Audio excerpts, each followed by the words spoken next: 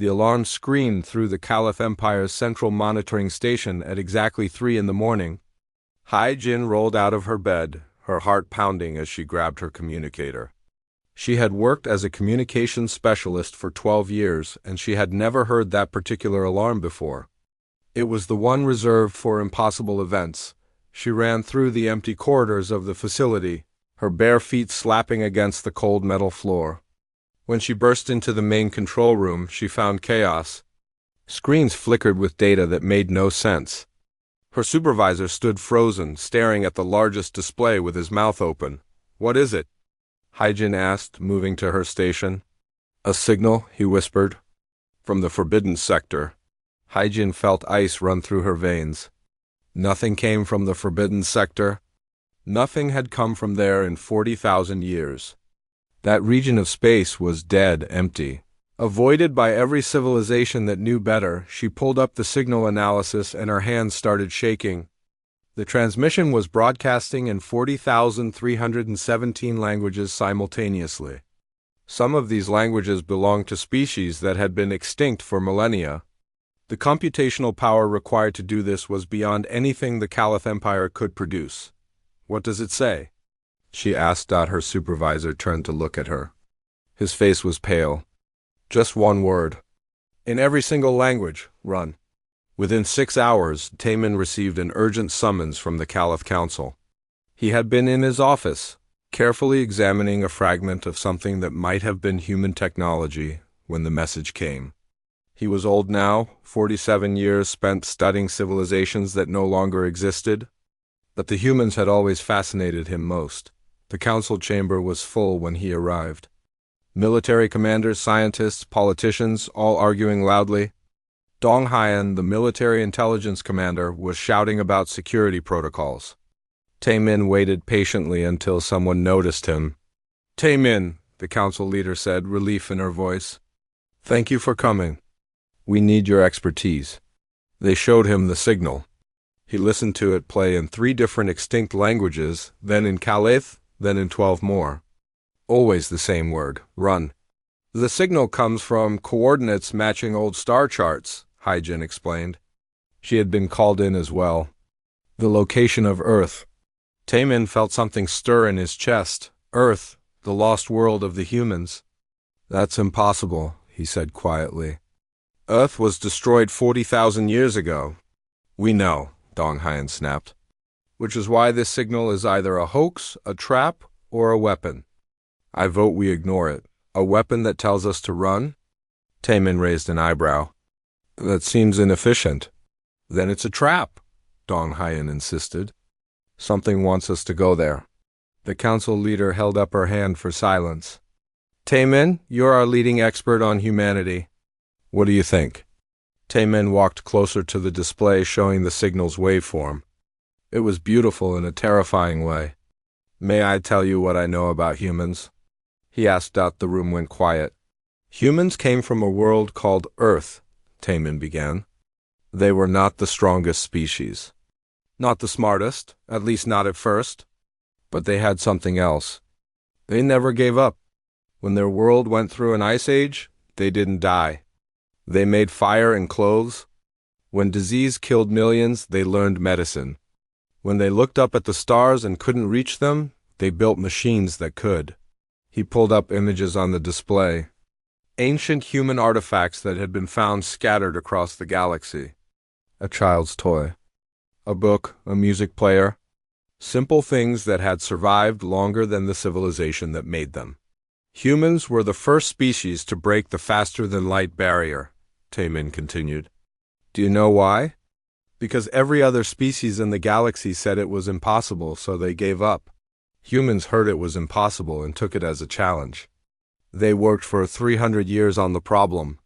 Generations of scientists, all working on something they knew they wouldn't live to see completed. That's who humans were. Were Dong Haiyan emphasized. Past tense. They're dead, are they?" Taemin looked at the signal data again. 40,000 years of silence, and now this. One word in 40,000 languages. Some of those languages belonged to species that died before humans even existed.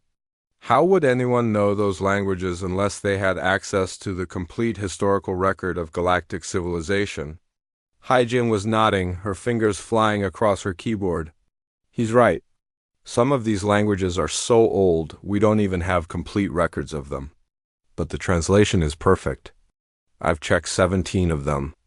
Whoever sent this has knowledge that shouldn't exist. Or it's an AI, Dong Haiyan argued. An ancient defense system still running after its creators died. Possibly, Taemin admitted. But I've spent my entire life studying human artifacts. I've read every story, every legend, every scrap of information about them.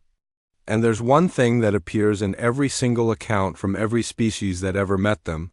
What's that? The council leader asked. Humans protected people? Taemin said simply. Even people they didn't know. Even people who were different from them. There are records of human ships diving into dying stars to rescue alien crews. Records of human scientists sharing their technology freely with species who had nothing to offer in return. When the Sekthi plague spread through the Outer Rim 5,000 years before Earth died, human doctors went there knowing they would likely die. And many of them did. He turned to face the council directly. If something that might be human is telling us to run, I think we should find out why. Because if they're warning us about something, it's probably something worth running from. The room erupted in argument again. Dong Haiyan wanted to send military ships. The science minister wanted to send probes. Others wanted to ignore the signal completely. Finally, the council leader made her decision. We'll send a small science vessel. Stealth-equipped. Minimal crew. Taemin, you'll lead the expedition. Hyjin, you'll handle communications. Dong Haiyan, you'll provide security oversight. Dong Haiyan's face turned red. This is a mistake. Perhaps, the council leader said. But if we ignore this warning and something terrible happens, we'll never forgive ourselves. And if humans really are still out there somehow, I want to know what scared them enough to break 40,000 years of silence. Taemin looked at the signal one more time. Run, just one word, but it contained so much meaning. Not stay away or danger or help. Just run. Simple, direct, urgent, whatever the humans had found, they weren't asking for help. They were telling the galaxy to get away while there was still time. The question was, away from what? 3 days later, Taemin stood in the docking bay, looking at the science vessel that would take them into the Forbidden Sector. It was small fast, and equipped with the best stealth technology the Caliph Empire could build. Hyjin arrived with her equipment packed in 3 large cases. Dong Haiyan came with a security team of 4. The ship's captain, Mira, greeted them at the airlock. She was younger than Taemin expected, with steady eyes and a calm demeanor. Ready? She asked. Tae-Min took one last look at the space station, at the thousands of Caliph going about their normal lives. They had no idea what was happening. No idea that somewhere out in the dark, something was dangerous enough to make humans break their silence. Ready? He said. The ship pulled away from the dock and turned toward the Forbidden Sector. Behind them, the signal continued broadcasting its simple warning to anyone who would listen. Run, run, run. The journey took 3 months. 3 months of traveling through empty space, watching the stars slowly change around them. Mira kept the ship running at maximum stealth speed, which meant they moved slowly, carefully, like a shadow trying not to be noticed. Taemin spent most of his time in the common area, giving lectures to the crew about human history. He figured if they were going to possibly meet whatever remained of humanity, they should understand who humans had been. Earth was a beautiful world, he said one evening, showing images reconstructed from ancient data. Green and blue, with white clouds swirling across its surface. Water covered most of it. The humans needed water to survive. They built their cities near it, crossed it in ships, even learned to swim in it for fun. Yuna, the ship's biologist, leaned forward with interest. I've read that humans were incredibly diverse. Not just genetically, but culturally. They had thousands of different languages, religions, and ways of living. That's right. Taemin nodded, and they fought about it sometimes. Had terrible wars, but they also had something remarkable. They could change, could learn. A human from one culture could move to another culture and adapt. They could learn new languages, new customs, new ways of thinking. Very few species can do that. Sang-Woo, the chief engineer, looked up from his tablet. I've been reading about human technology. They went from basic fire to faster-than-light travel in only about 12,000 years. That's insanely fast development. They were motivated, Taemin said with a small smile. Humans have short lives compared to most species. Only about 80 to 100 years if they were lucky. So they were always rushing, always trying to do more before they ran out of time. They built their civilization on the work of previous generations, each one pushing a little further. Dong Hyen, who had been listening quietly, spoke up. They also built weapons, very efficient weapons. I've seen the records. When humans fought, they didn't play around. True, Taemin admitted. Humans could be violent. But most of their violence was directed at each other, at least until they reached the stars. Once they made contact with other species, they seemed to calm down, like they finally found something bigger than their own conflicts to focus on. Mira entered the common area, looking tired. We're 2 days out from the Forbidden Sector boundary. Once we cross it, communications with the Empire will be difficult. The space there is distorted somehow. Distorted how? Yuna asked. We don't know exactly. Ships that went there before never found anything, but they reported strange sensor readings.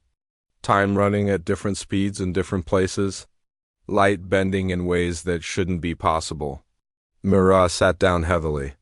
The Calath Empire put that whole region off limits about 30,000 years ago. After Earth's sun died, the area became unstable. Hyjin had been working on the signal in her spare time. She joined them now, her eyes red from staring at screens for too long. I've been analyzing the languages in the warning. Some of them are fascinating. There's one language that was spoken by a species called the Torim.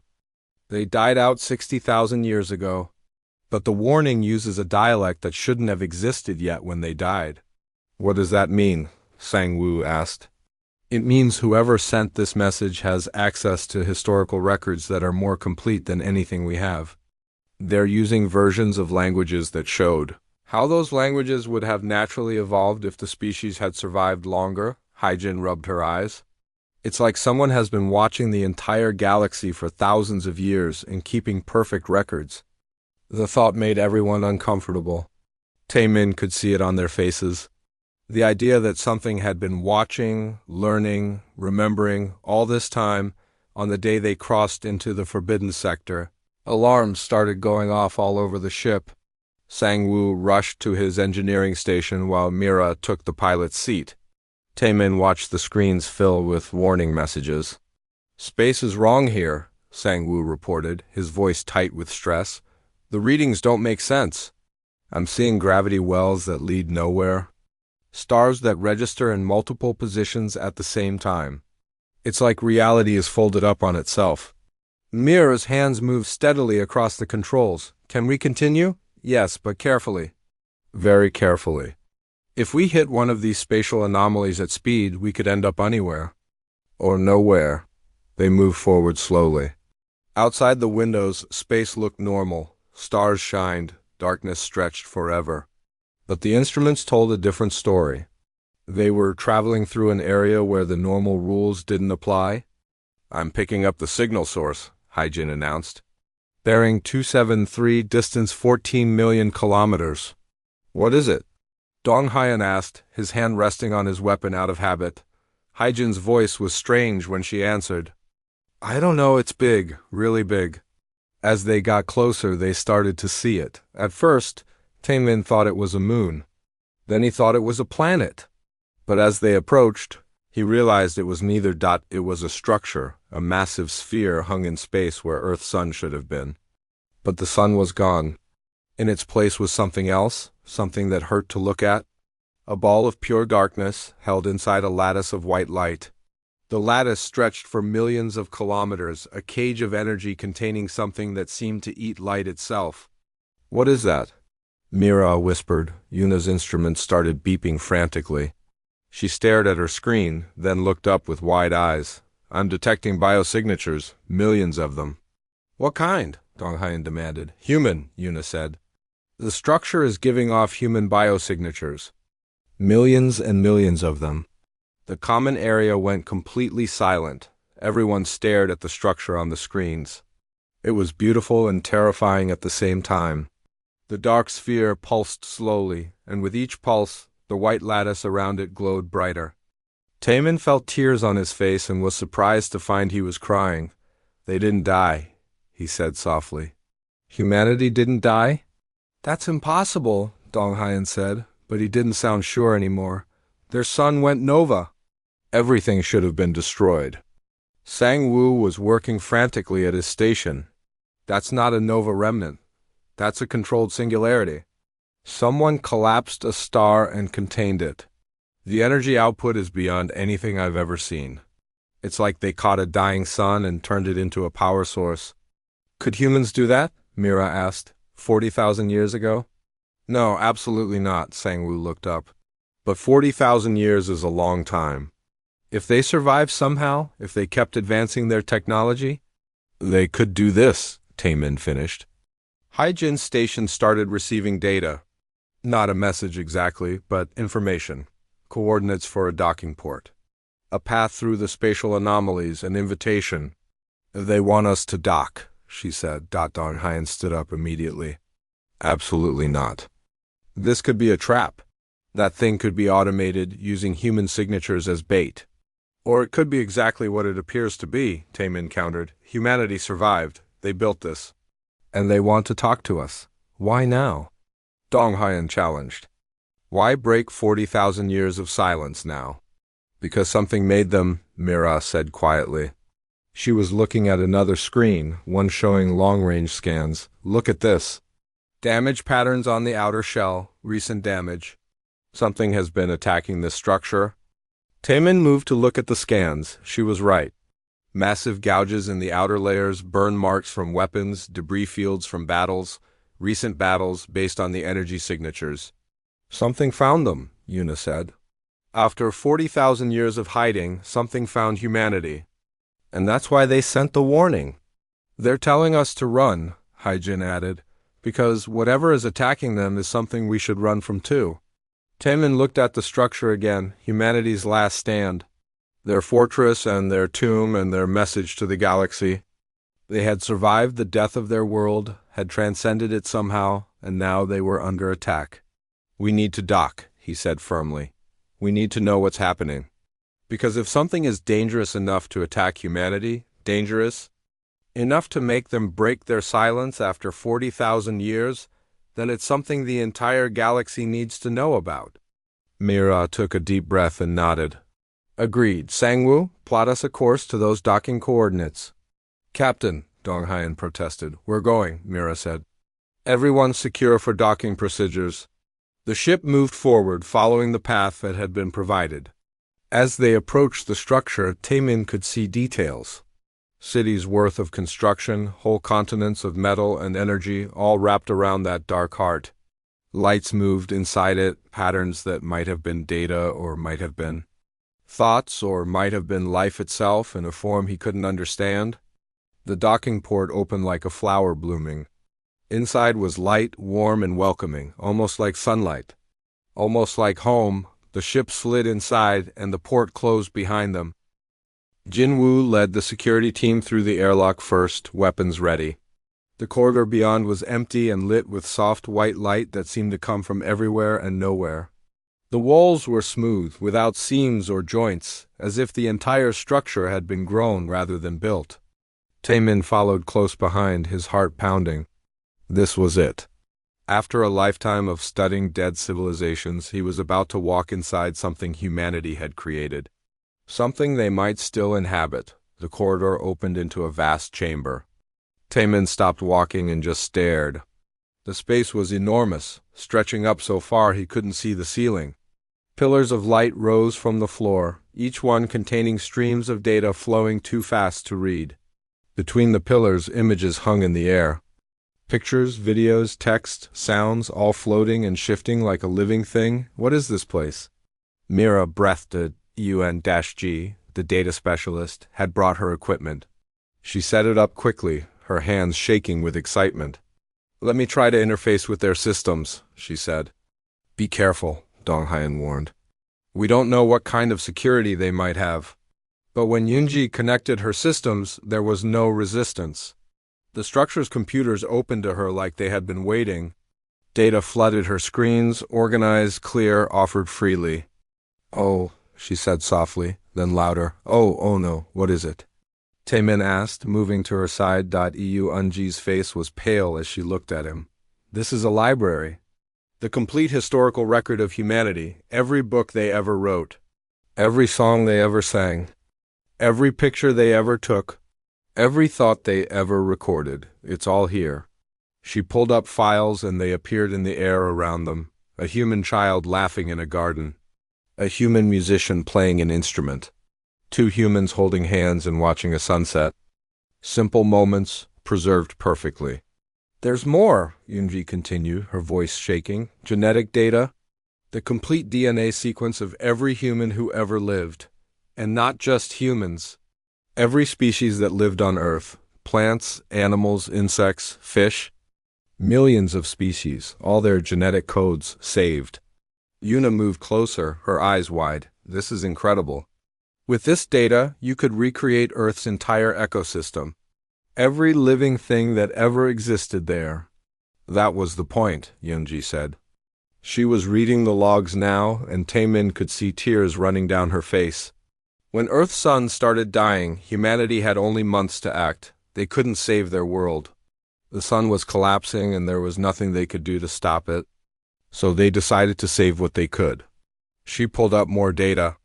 Plans, designs, desperate calculations made by humans racing against time. They built this structure in 9 months. The entire species working together. Every human alive helped. They uploaded themselves, their history, their knowledge, everything that made them human. Then they collapsed their dying sun into a controlled singularity and used it to power this archive. Taemin felt like he couldn't breathe. "They killed themselves to become this?" "No," Yunji said, scrolling through more data. "They changed themselves? Look at this." Human consciousness wasn't destroyed when they uploaded, it was freed. Without bodies, without physical limits, human minds could merge, could expand, could exist in quantum states across multiple dimensions. She showed them brain scans, consciousness maps, evolution charts. The data showed humanity changing, growing, becoming something more than they had been. They didn't die, they evolved, became post-biological. Pure thought, pure information, held in quantum matrices and powered by a star. "Where are they now?" Mira asked, looking around the empty chamber. "Here," Yunji said simply. "Everywhere. The entire structure is humanity, or what humanity became. They're not individuals anymore, not really. They're a collective consciousness that spans dimensions we can't even measure." Sang-woo was examining the walls, the pillars, the flowing data. "This is the most advanced technology I've ever seen." "And they built it in 9 months, while their sun was dying?" "Humans were motivated," Taemin said, remembering his own words from earlier. "They had short lives, they were always rushing. Imagine facing the end of your entire species and having only months to do something about it. What could you accomplish if you absolutely had to?" Jinwoo's communicator beeped. One of his security team had found something. They followed him deeper into the structure, past more chambers filled with data, past rooms that seemed to exist in multiple places at once, until they reached what looked like a control room. More recent data here. Logs that were only months old instead of thousands of years. Yunji accessed them and her face went even paler. 3 months ago, they detected something, she said. Ships, thousands of them, dropping out of hyperspace near the archive. Unknown configuration? Unknown species? The humans tried to communicate, but the ships opened fire immediately. Images appeared showing the battle. Massive warships, each one the size of a small moon, attacking the archive with weapons that tore at reality itself. And the archive defending itself with beams of pure light, with spatial distortions, with physics that shouldn't exist. Who are they? Donghayan demanded. EU Unji pulled up more data. Humans call them the Vreth, an ancient species older than most galactic civilizations. They wake up every few thousand years, harvest advanced technologies, consume entire species, then go back to sleep. I've heard of them, Donghayan said quietly. Legends in military intelligence. We thought they were extinct. They're not extinct, Yunji said. They're awake, and they found humanity. Yuna was reading medical data on the Vreth. They're biological but heavily modified. They upload the consciousness of species they consume, stealing their knowledge. They've been doing this for millions of years. That's why they attacked, Taemin understood. Humanity became something that could defeat death itself. The Vreth want that technology. The structure suddenly shuddered. Alarms started going off, not loud but insistent. Jin Woo immediately moved his team into defensive positions. A pillar of light near them brightened, and something appeared inside it. Not exactly a person, but the idea of a person. A shape that suggested humanity without quite being human. When it spoke, the voice came from everywhere. "Hello," the voice said. It sounded kind. "My name is Haeun-sik. I speak for the archive, for humanity." Taemin stepped forward, his voice shaking. "We received your warning. We came to find out why." The figure seemed to smile, though it had no real face. "Thank you for coming. I know it was dangerous, but you needed to understand." "Understand what?" Donghayan asked. "What's coming?" Haeun-sik said. The chamber around them changed, showing images of space. Thousands of ships, millions of ships, an armada so vast it blocked out the stars. The Vreth that attacked us 3 months ago were only a scouting force. We destroyed them, but not before they sent a message home. Now the main fleet is coming. How many? Mira asked. Enough to consume 100 civilizations. They've done it before. They'll do it again. Haeun-sik's form flickered. Humanity can stop them. We spent 40,000 years preparing for threats like this. We became something that could fight on a scale most species can't even imagine. Then fight them, Donghayan said. Destroy them. We will, Haeun-sik said simply. But the cost will be terrible. To generate enough power to defeat an armada that size will have to release the energy we've been containing. The controlled singularity at our core will expand. Every star system within 1,000 light years will ignite. Billions will die. The words hung in the air like a death sentence. Taemin felt sick. Our empire is within that radius. Yes, Haeun-sik said gently. Along with 17 other civilizations. That's why we sent the warning. You have 30 days to evacuate. Get as many people as far away as you can. Because on the 31st day, we fight. And when we do, this entire region of space becomes a battlefield that nothing biological can survive. There has to be another way, Yuna said desperately. There isn't. The Vreth don't negotiate. We tried. They see all other life as resources to consume. Haeun-sik's form moved closer to them. We've been watching the galaxy for 40,000 years. Protecting it when we could, staying hidden when we couldn't help. We've seen civilizations rise and fall. We've mourned species that died before we could reach them. And we've waited for a threat we couldn't handle quietly? This is that threat, Taemin said. Yes, the Vreth are what we've been preparing for. What we became this to fight. Haeun-sik gestured at the archive around them. We gave up bodies, gave up individual existence, gave up walking on worlds or feeling sunlight or being truly alive. We became this because someone needed to stand guard. Someone needed to be ready for the nightmares. Another shudder ran through the structure, stronger this time.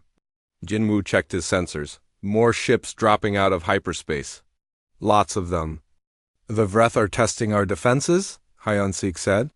They'll keep doing that for the next 30 days, learning our capabilities. Then their main fleet arrives. You should leave now. Come with us? Mira said suddenly. The whole archive. Can't you move? No, we're bound to the singularity. It powers us, sustains us. Without it, we fade. This is our place. Our last stand. Haeun-sik's voice was sad but firm. We chose this 40,000 years ago. We knew someday we might have to sacrifice ourselves. That's what guardians do. The ship shook violently as they rushed back through the corridors. Jinwoo had his team moving fast, weapons ready even though they all knew guns wouldn't help against what was coming. Behind them, the archive's alarms grew louder. More insistent, they reached the airlock and Mira started emergency undocking procedures. Through the windows, they could see space splitting open like wounds in reality. Ships poured through, massive and wrong-looking. Their design hurt to look at, all sharp angles and surfaces that seemed to exist in more dimensions than they should. Vreth warships, Dong Hyan identified them, his voice tight. I've seen pictures in classified files. Old pictures? These things have been traveling the galaxy for millions of years. Sang-woo was frantically working on getting power to the engines. How many?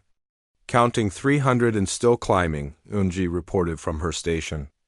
No, 400. 500. They keep coming. The ship pulled away from the archive just as the first Vreth weapons fired. Beams of something that wasn't quite light and wasn't quite matter struck the archive's outer shell. The shields held, but barely. Energy patterns rippled across the structure's surface like water. Get us out of here, Dong Hyan ordered. Working on it, Mira said through gritted teeth. Her hands moved across the controls, plotting a course through the spatial anomalies that filled this region of space. One wrong move and they could end up anywhere, but before they could engage the engines, something happened inside the archive. The dark sphere at its heart pulsed, bright and terrible. The white lattice around it blazed with power that made their sensors scream. And then from docking ports all over the massive structure, ships began to emerge. Tae-Min pressed his face against the window, unable to look away. The ships were beautiful. Made of light and folded space, they seemed more like living things than machines. They moved with grace, with purpose, with something that looked almost like joy. Human ships, Yuna whispered.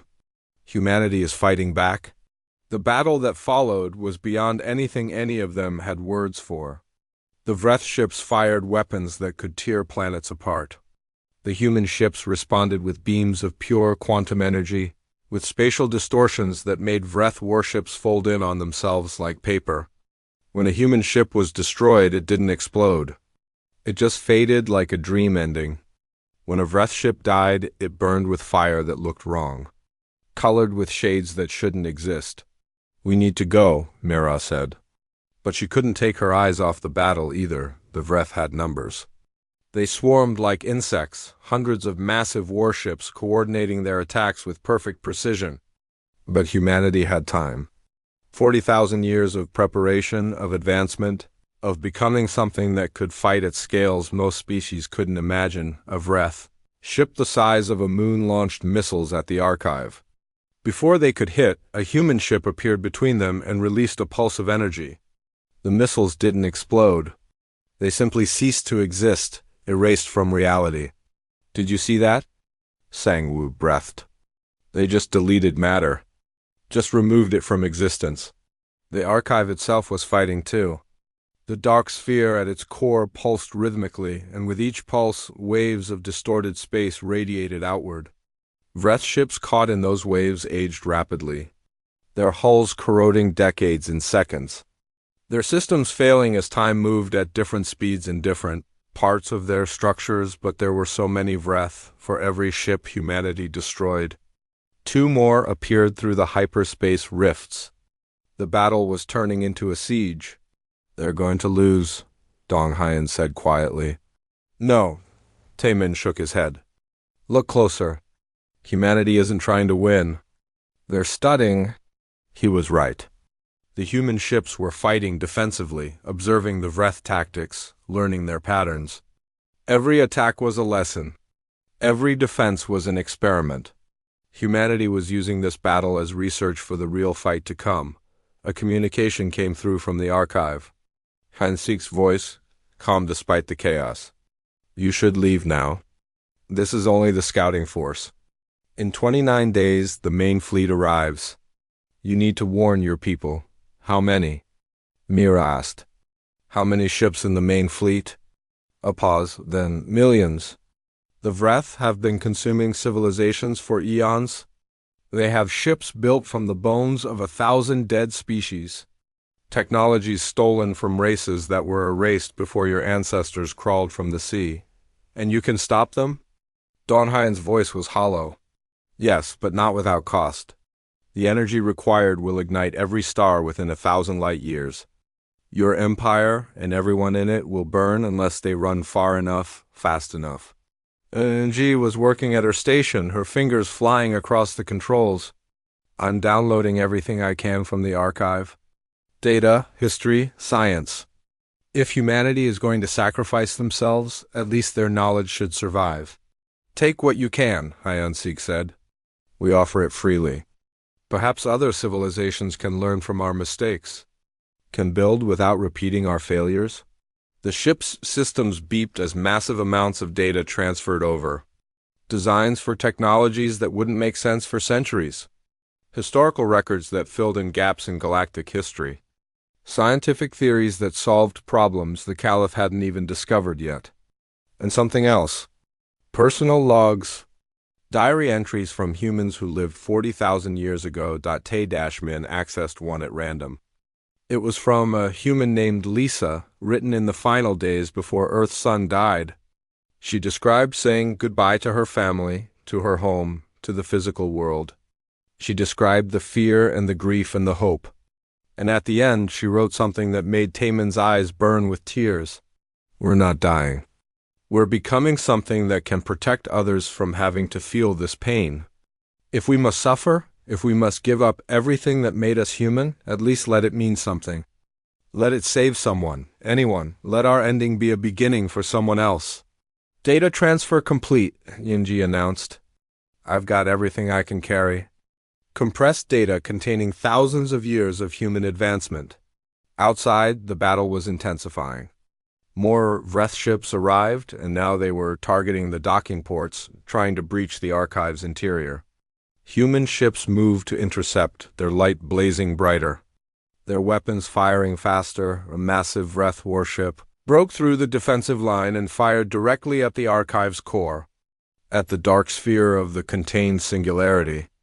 The shot hit home, and for a moment everything seemed to stop. The sphere flickered. The lattice dimmed. The entire structure shuddered. Then the singularity pulsed, and that Vreth ship simply vanished. Not destroyed, not damaged. Just gone, removed from reality so completely it was like it had never existed. We're leaving now, Mira said firmly. She engaged the engines and the ship leaped forward, racing away from the battle. As they put distance between themselves and the archive, Taemin kept his eyes on the windows. The battle continued to rage, human ships and Vreth ships locked in combat that painted space with impossible colors. But he could see it clearly now. Humanity was fighting a delaying action. They were buying time. Time for the galaxy to evacuate. Time for civilizations to run. Why didn't they leave? Yuna asked softly. 40,000 years ago, when their sun was dying, why didn't they just evacuate? Get in ships and go somewhere else? Taemin thought about Lisa's diary entry. About the millions of other entries like it. Because they knew, he said. Somehow they knew that someday, something like the Vreth would come, and they decided that someone needed to be ready. Someone needed to stand guard? That's insane, Donghyan muttered. That's human, Kermin corrected. They saw a threat that might come thousands of years in the future, and they prepared for it. They gave up their lives, their bodies, their entire civilization, just to be ready for a battle they might never have to fight. Because it was the right thing to do. The archive was a distant point of light now, surrounded by the flashing colors of battle. They had escaped the combat zone and were accelerating toward Caliph space. But Taemin couldn't stop watching that light, knowing what it represented. Hyunsik's voice came through one last time. 29 days. Make sure they run? Make sure they understand. Humanity stands watch one final time. We'll tell them, Taemin promised. We'll make them understand. Thank you, Hyansik said. And then softer, it's been lonely. 40,000 years of watching and waiting and never being able to talk to anyone. Thank you for listening. Thank you for caring. The communication cut off. The ship jumped to faster-than-light speed, leaving the forbidden sector behind. But in Taemin's mind, he could still see the battle. Could still see humanity fighting, buying time with their existence, sacrificing everything so others could live. Mira set course for Calith homeworld at maximum speed. They had 29 days to convince an entire civilization to abandon their homes and run. 29 days to make them believe the impossible. 20-9 days until humanity went to war, and when they did, this entire region of space would burn with the light of their final stand. The Calith homeworld appeared before them after 2 weeks of traveling at dangerous speeds. Mira had pushed the ship harder than it was designed to go, and Sangwoo had performed miracles keeping the engines from burning out. But they had made it. They were home. Tae-min stood in the common area, preparing his presentation. He had spent every waking moment of the journey organizing the data they had retrieved, building the most convincing case he could. But he knew it might not be enough. He was asking people to abandon their homes based on a warning from a species that had been dead for 40,000 years.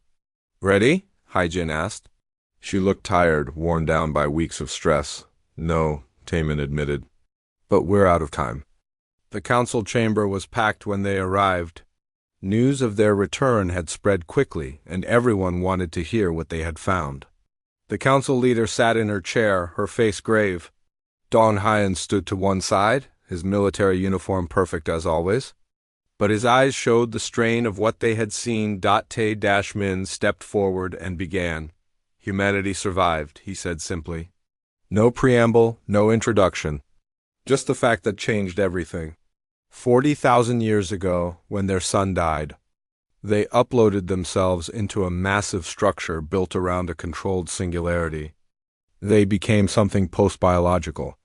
And they've been there ever since, watching the galaxy, learning, waiting. He showed them images of the archive. The council members gasped at the sheer scale of it. He showed them the data Yunji had retrieved, the proof that everything he was saying was true. 3 months ago, an ancient species called the Vreth found humanity. They attacked. Humanity sent us the warning to give the galaxy time to evacuate. Because in 27 days now, the main Vreth fleet arrives, millions of ships. And when humanity fights them, the energy released will ignite every star system within 1,000 light years. Silence, complete, total silence in the chamber. Then chaos. Everyone started shouting at once. Some called him a liar. Others demanded more proof. Some wanted to send military ships to help humanity. Others wanted to pretend the warning never came. The council leader held up her hand for silence. "Taemin, you're asking us to evacuate billions of people. To abandon our homeworld, our colonies, everything we've built for thousands of years. Based on what? The word of something that calls itself human? Based on this," Taemin said, and he played them the recording of Hyun-sik's warning. The calm, kind voice explaining exactly what was coming and why, the offer of data to help them advance. The simple request that they run while there was still time. Then he played something else. Lisa's diary entry and hundreds more like it. The voices of humans from 40,000 years ago, describing their choice to become guardians, their willingness to sacrifice everything to protect species they would never meet. "These are not conquerors," Taemin said quietly. "These are not monsters. These are people who saw a threat to the galaxy and decided someone needed to stand against it. They gave up their lives, their bodies, their entire existence to be ready for this moment. The least we can do is listen when they warn us to run." A council member stood up, an old politician named Raul. "Even if this is true, where would we go? We have billions of people spread across dozens of worlds.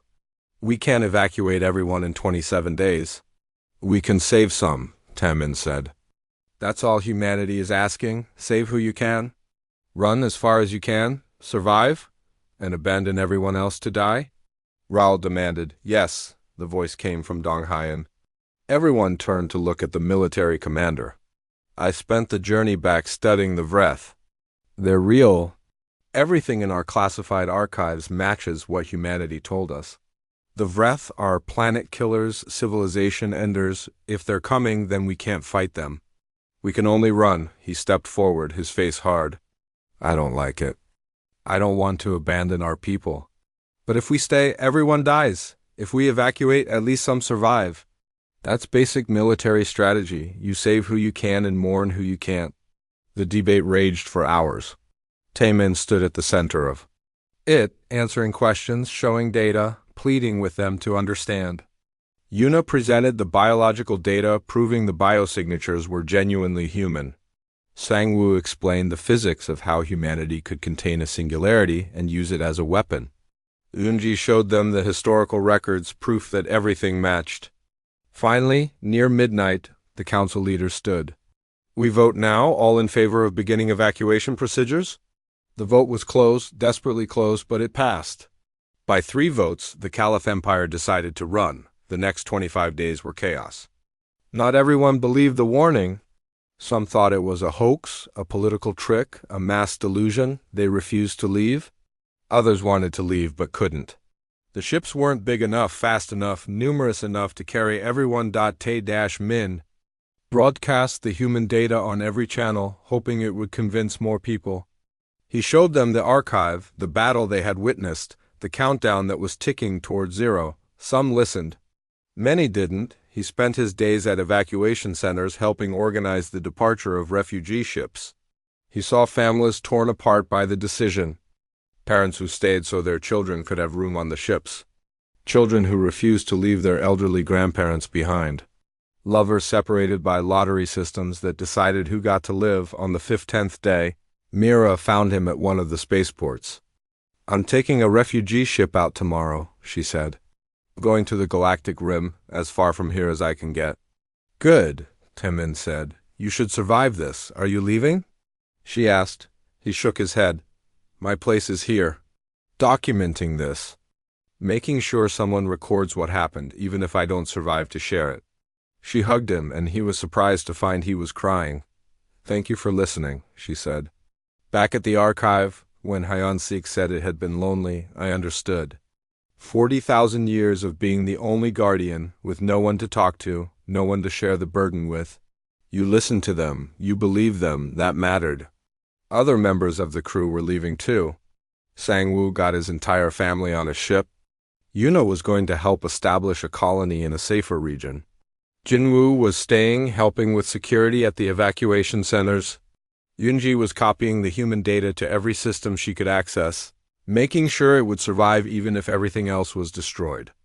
Haijin stayed with Taemin. They worked together, broadcasting updates, sharing information, trying to save one more person, one more family, one more ship. The countdown continued. 20 days, 15 days, 10 days. On the 5th day, the first signs appeared. Sensors at the edge of Caliph space detected massive spatial distortions. The Vreth main fleet was arriving. Early, on the 3rd day, Donghaen contacted Taemin. We're picking up another transmission from the archive. It's broadcasting on all frequencies. You should hear this. Taemin pulled up the message. It was Hyeon-sik's voice, but different now, sad but resolved. To all species, all civilizations, all life in this region. We are humanity. We have stood watch for 40,000 years, and now our watch ends. We will hold the line one final time. To those who evacuated, thank you for listening. To those who stayed, we are sorry, we couldn't save you. To the galaxy, remember us not as we were, but as we chose to become guardians, protectors, the shield you never knew you needed. A pause, then we go now to fight. We will not broadcast again. If you're still here when the battle begins, it's already too late. Please run. Please live. Please remember that once humanity loved you enough to die for you. The transmission ended? The countdown read 2 days, 18 hours. Tae-Min looked around the evacuation center, half empty now. Half full of people who couldn't or wouldn't leave. He made his decision. Haijin, he said. There's one more refugee ship leaving tomorrow morning. I got you a spot. I'm staying. Someone needs to record the end, but you've done enough. You should live. She argued, but eventually agreed. He hugged her goodbye and watched her walk toward the ship that would carry her to safety on the last day. Taemin sat alone in his office at the university. Most of Calith homeworld was empty now. Maybe a third of the population had evacuated. The rest had stayed either by choice or by circumstance. He had done everything he could. It wasn't enough. It would never be enough. As night fell, he went outside and looked up at the stars. Somewhere out there, humanity was preparing for battle. 40,000 years of preparation, of sacrifice, of lonely vigilance, all leading to this moment. The sky lit up, not gradually, but all at once. The stars blazed brighter, and new stars appeared where none had been before. Colors that shouldn't exist painted across the darkness. The ground shook. The air hummed with energy. Tae-Min watched through sensors, recording everything. He saw the Vreth fleet, millions of ships, the accumulated might of a species that had conquered galaxies. He saw humanity respond, not with ships now, but with the archive itself. The structure came apart, the controlled singularity at its core released. A wave of energy expanded outward at impossible speed. When it hit the Vreth fleet, ships simply ceased. Not destroyed, not damaged, but erased. Removed from reality as if they had never been. The energy continued expanding, igniting stars, turning empty space into a sea of fire. The sensor feed cut out as the electromagnetic pulse hit. Taemin set down his recording device and walked outside again.